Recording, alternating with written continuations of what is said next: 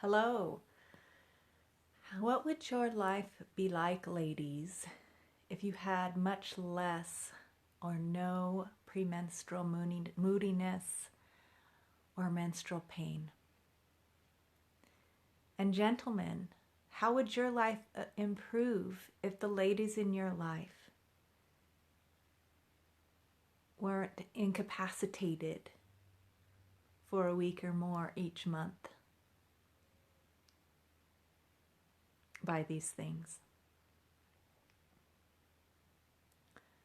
I invite you to consider this and the impact that the current belief systems and structures that we have set up around women's fertility cycles has on our day-to-day lives. So consider, even if you are one of the rare women that has a pain-free menstrual cycle, it is an uncommon thing in this world that we live in right now. Many women suffer tremendously every month for a week or more from premenstrual emotional distress, grouchiness, irritability,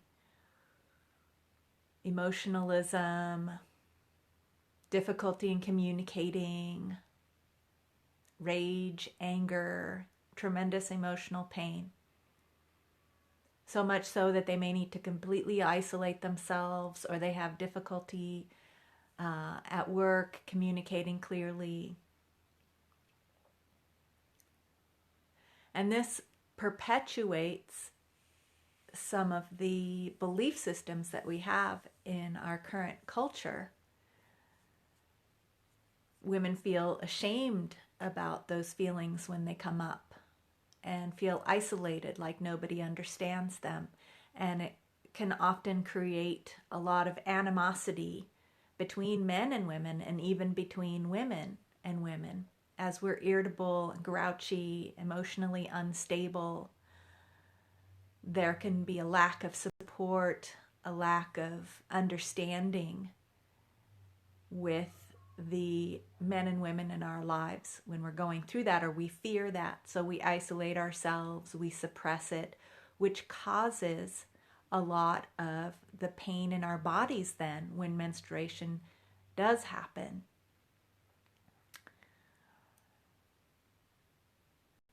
And so I invite you to consider the impact that this has on your life, that every month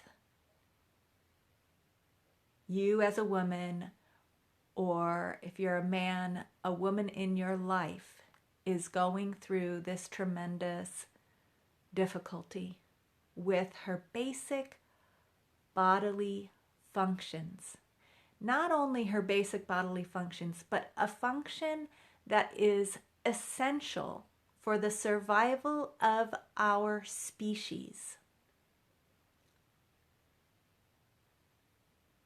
This is the way that we reproduce.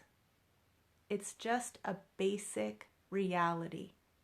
Women have the capacity in their bodies to bring a new human life into existence. And the cycles of our fertility are a part of that process. And our current belief systems in our society say that we should hide this. There's a lot of shame around it, that women's menstruation should be hidden. No one should ever see any of the life blood. We shouldn't talk about it. We should hide it and go on with life as usual as much as we can. And this lack of recognition, this shaming and suppression and dishonoring of this miraculous capacity of the human body is so painful to our bodies that that's what creates menstrual pain and the emotional pain that often precedes the menstrual pain. So it really requires, in order to alleviate that emotional and menstrual pain, a deep shift in how we're experiencing these cycles. It requires women and men to take a stand in honoring, respecting, nourishing, and supporting this aspect of women's lives. And not only do we need to honor, respect, nourish, and support this aspect now that's going on, but we need to do it even more so to make up for the hundreds and thousands of years that women have been persecuted and shamed and suppressed and told they were dirty, wrong, or bad for having this capacity to create human life. And the wrongness of that and the pain of that belief and that practice as a human species of shaming the women for bringing us into life. So there's a lot of healing to be done here if we're going to free ourselves from this debilitation that we've created with these erroneous belief systems. And I'm really passionate about this because this is at the foundation, I feel, of some of the crises that we're having right now as a species that are threatening our very existence. The way we treat the earth, the way we treat our bodies, all are foundational in these beliefs about life itself. That we have created structures in our societies and our lives that are based on the suppression of these basic life force generation capacities that we have as human beings. So I invite you to consider how you perpetuate these beliefs, these life diminishing beliefs. How you as a woman can start to shift that process. For me, a lot of the things that I've done over the years is I stopped using toxic products to hide my menstrual cycle, for one. So I stopped using mainstream tampons that have dioxins and asbestos in them. Tremendously toxic to our bodies. I stopped using synthetically perfumed, which are very toxic. Synthetic perfumes are in a lot of the feminine menstruation hiding products. Not only that, not only are they toxic to our bodies, but they're toxic to the earth. 50% of the population once a month are using a huge amount of these products to hide their menstruation. Hide the smell, hide the sight of the blood.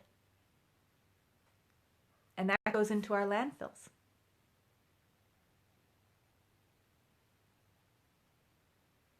And to make it so that they never have to even notice that they're menstruating. And so for me, a big shift that I made in that is to honor and celebrate my menstruation, to have reusable products, to catch my blood, and to see that blood as a precious gift from my body. And I use it to water my plants in the garden, which are fabulous and they love it. Much better than the synthetic fertilizers that you buy at the store that come often from the toxic meat industry.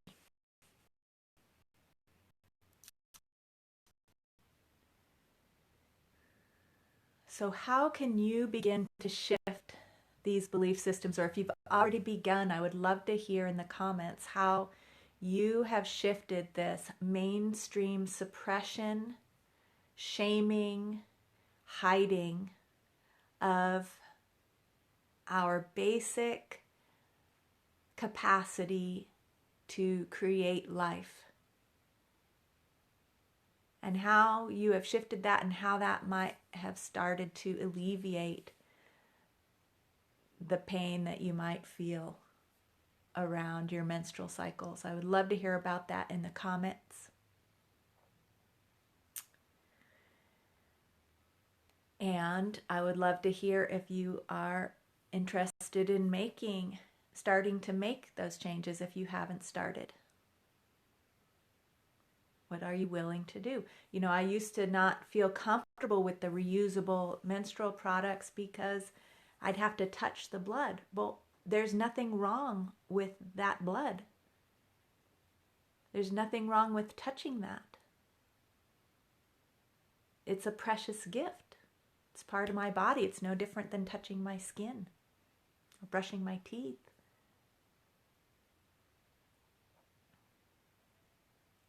So I invite you to start to notice how our disgust, feelings of shame around even seeing or touching menstrual blood are perpetuating this suppression of aliveness, of our capacity to create new life, our capacity to participate in this miracle of life fully. And see if there's one practical thing. So I've given you one practical thing, is look at the products that we use and begin to suspend and step back from those feelings of shame or disgust and notice where they're coming from, what belief systems are generating those feelings.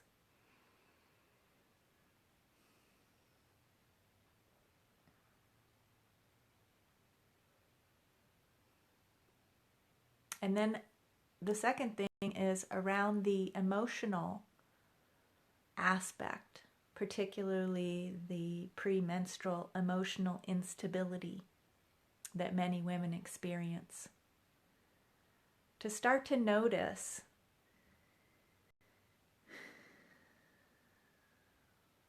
and listen to those voices and noticing all of the feelings involved. Is there a shame around even having those feelings? Is there a fear of how people might respond to those feelings? Is there a backlog of feelings that you haven't expressed? One thing that I've used to assist myself in getting in touch with this is journaling. And I made a special journal that's beautifully decorated with red and purple fabrics to honor, and pictures of red and purple flowers to honor the menstrual cycle. And in that, I journal about the feelings that come up for me during that time. And ask myself the question, what truth, what wisdom is there underneath those feelings? Is there something I'm needing, some nourishment, some way of caring for myself, some way that others I'm wishing would care for me? Women are so we've been trained to completely sacrifice our own comfort, our own nourishment for that of our husbands, our children, our boyfriends, our friends, our family members, our parents, whoever it might be.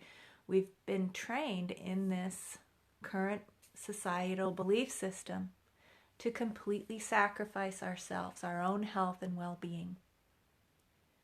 It's no wonder we get grouchy sometimes. So I encourage you to listen during that time when you feel irritable, to even begin to notice that you're irritable, you start snapping at your loved ones. And notice, is there some truth, some wisdom underneath those emotions, those feelings? Something that you could ask for, some help or support, some way that you could care for yourself first so that you're not at your wit's end every month.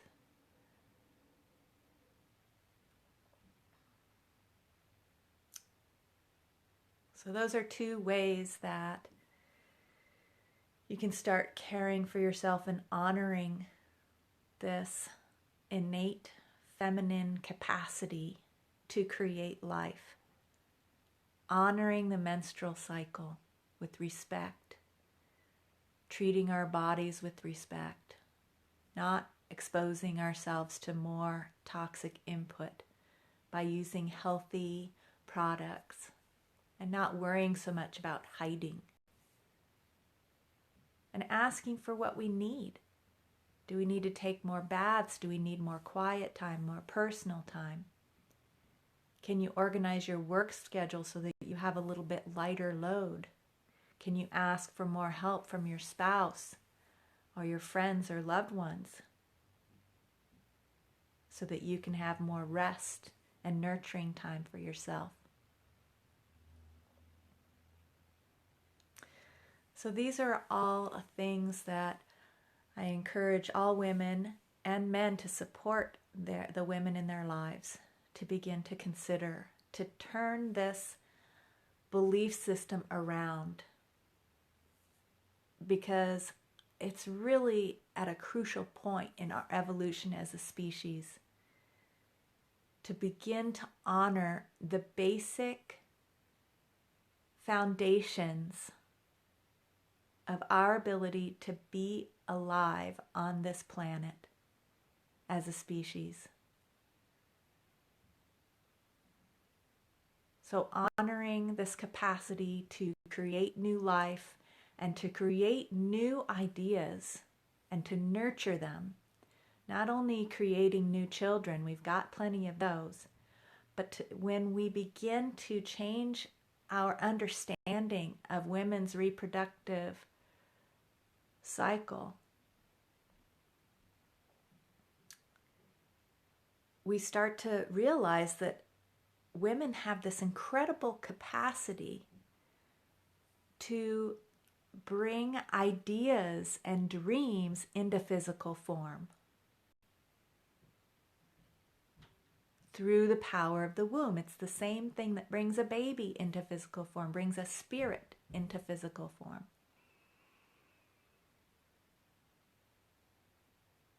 And when we start to honor and cherish that capacity and nurture it, we begin to see that women have been performing miracles daily since the beginning of time to counteract the tremendous forces of death and destruction that are also present in our species.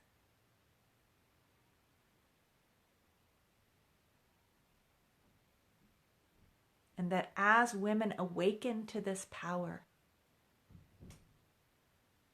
and miraculously emerge from that state of suppression that we've been in because of the violence and shame that has been suppressing women in our culture for so long.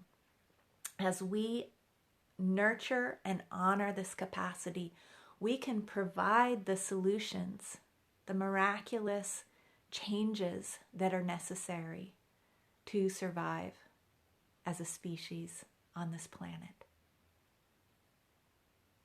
So it's that essential, that central, that we address this right now.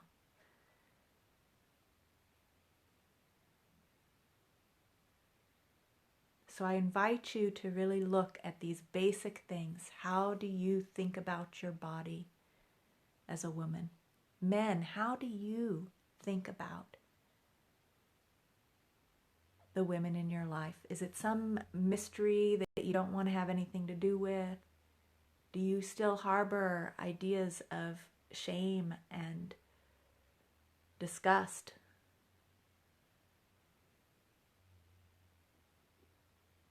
Can you begin to cultivate an attitude of gratefulness and honoring and cherishing this beautiful feminine capacity to create, and noticing how it comes through and blesses us every day of our lives?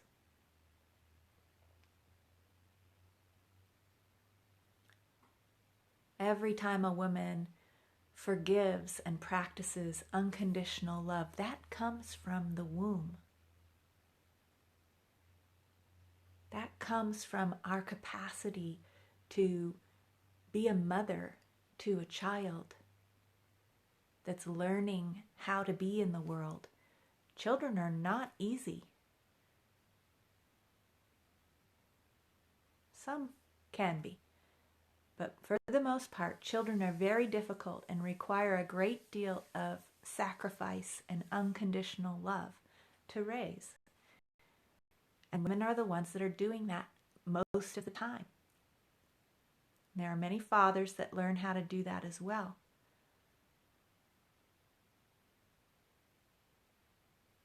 And can we recognize and honor and cherish that part of us that has that capacity to hold another in unconditional love and to cultivate and nurture that loving relationship,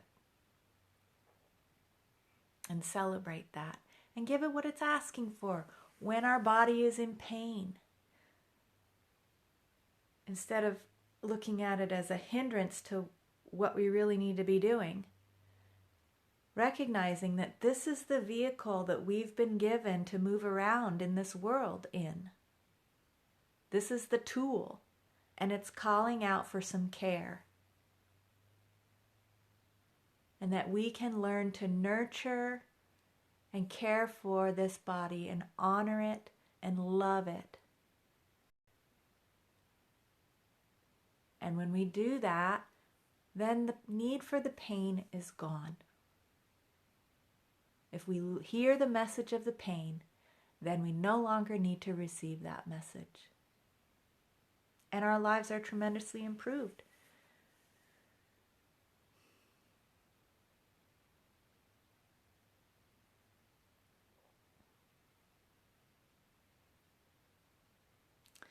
So thank you so much for joining me today for this video. I want to invite you, if you would like to go deeper with this process, I've created a group here on Facebook called the Luna Wave Womb Awakening Circle. I'll post the link below in the comments so that if you would like to join that group, I host weekly live meditations, and there's almost more than 4 weeks worth, I think, of those meditations that you can see as recordings in that group that track the phases of the moon, honoring our relationship with the moon as women and our cycle's relationship to the moon, and just beginning to get in touch with that in ourselves and to start to honor our wombs, honor our creative cycles, and begin to explore how that might benefit our lives. So I invite you to join me. Again, the name of the group is the Luna Wave Womb Awakening Circle, and I'll post the link below. I invite you to share this video with your friends, either on your wall or in private messaging. And if you share, and if it's through private messaging, please let me know, and I will send you, and I'll get notified if you share it on your wall as well. So if you do share, please let me know, and I will send you a MP3 womb healing recording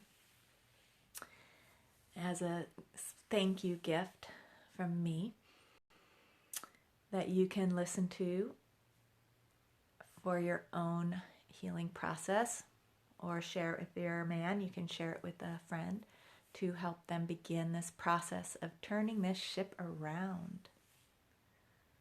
Let's begin to honor this life-giving power that we each have inside of us and awaken its full potential to help our species to regain that connection to life.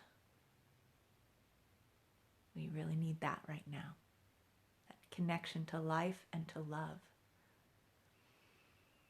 So thanks again for joining me, and I hope to see you in the group for the next meditation is happening for the waxing moon. And we'll talk more about how the cycles of the moon relate to our creative cycles as women. And that is going to happen on Saturday at 2 p.m. for the waxing quarter moon. That means the moon is growing in the light. So please join me there, and like I said, I'll post the link to the group for you to join and access those meditations below in the comments. And I look forward to hearing your comments, seeing your comments as well on this video. All right, take care and have a wonderful day. Many blessings.